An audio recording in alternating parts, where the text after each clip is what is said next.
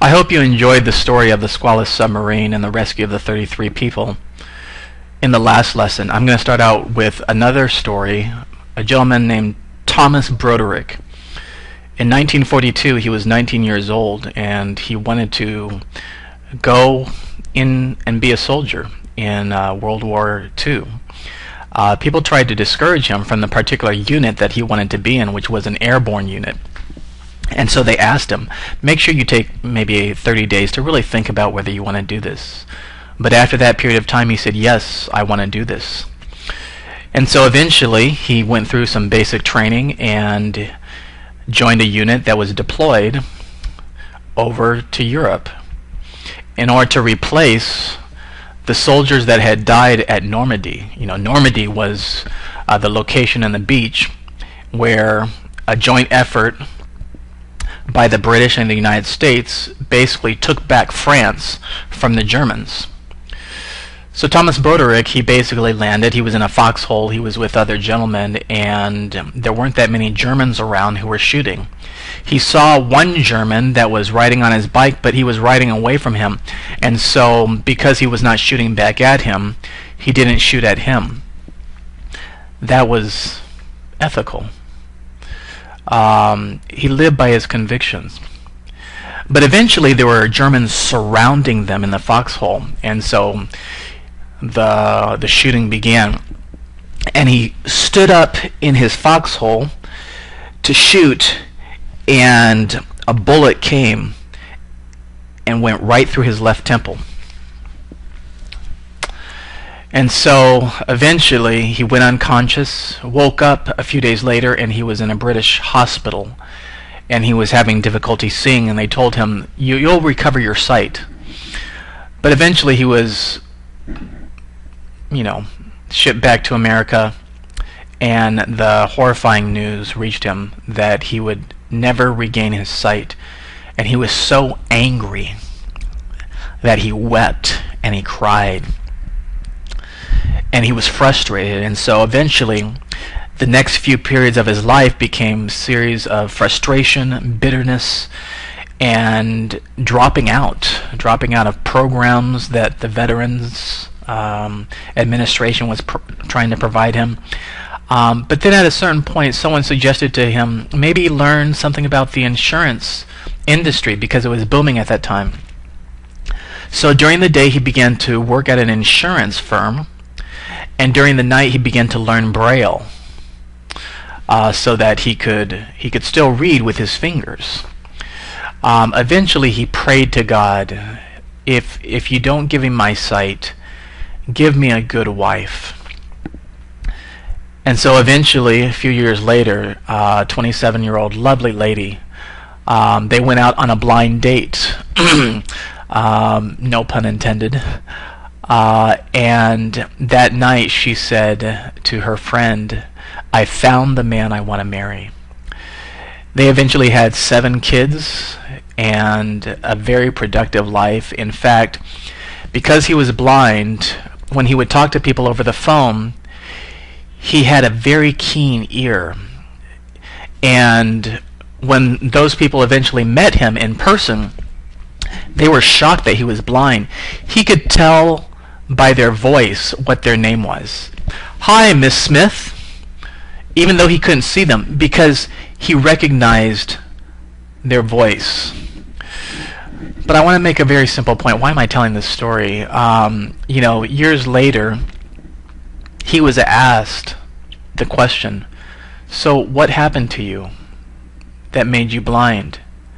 And he made a statement that shows how the people born and raised in the World War II generation had a very particular kind of moral ethics in America of taking responsibility for one's own actions. And he made the very simple comment. He said, the reason I'm blind is because I stood up too far in a foxhole and I got shot. That was my mistake. That's how they think.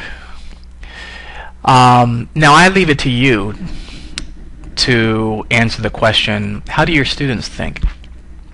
Do they have that sense of responsibility? of being accountable for their own actions, of feeling like when they face difficulty, they can change their environment, and of looking ahead to the future. Now again, this is technology lesson plan writing, but I've been thinking a lot about our students in the Los Angeles School District, and I believe it's a school district that is a particular opportunity and lab to actually bring some of our students from diverse backgrounds into a life full of character, of taking responsibility for their actions and for their learning and driving it forward. A particular story like this can be used to help the students in your classroom. Of course, we realize in Los Angeles, in our class, about 70% of the students, of the 600,000 students in the Los Angeles School District, are from Hispanic background.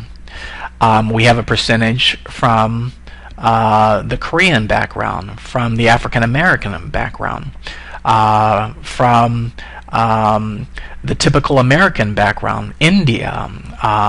There are some of the Hebrew background. All of these backgrounds are honorable. And we as teachers have an opportunity to impact their lives. And by telling them stories like this, such as the story of Thomas Broderick, who faced challenges and took responsibility for his life, we actually instill in our children an ability to face challenges. Again, this is technology lesson plan writing, but at the heart it's building up a character, a disposition, a habit in our children to be able to learn.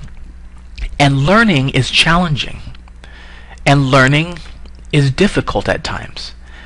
But we have to instill in our students that desire to learn. And so maybe in the year 2000, I have two kids, 12 years old and 15. Sometimes I get concerned.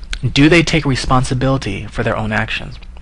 When they're in a situation where no one else is watching, do they make the choice to do the right thing? And when there's a challenge, do they automatically assume in this microwave instant culture where everything is available to you very quickly, fast food restaurants, quick iPhone activity, apps, etc., tweeting, we have to get them out of the culture that everything is instant and help them realize that life is a lot more than just getting something quick. And so I mention this because as you go into the reading portion of this next lesson, there'll be some challenges for the students, but help them work through it. And you're going to be saying to yourself a lot, I don't have time for this.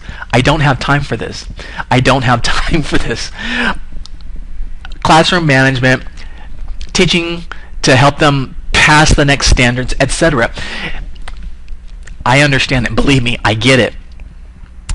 But there's something to taking a moment this summer, if you're taking this class before the summer, this fall, if you're about to take the class during the fall, this spring, to just consider where can you insert into your classroom some little opportunities where you actually empower them to learn the next topic before you even teach it. It's tough, but that takes actually more of a kind of a character building than it does intelligence. And you can use technology to help them do that. And so that's what the next lesson's all about. Thank you.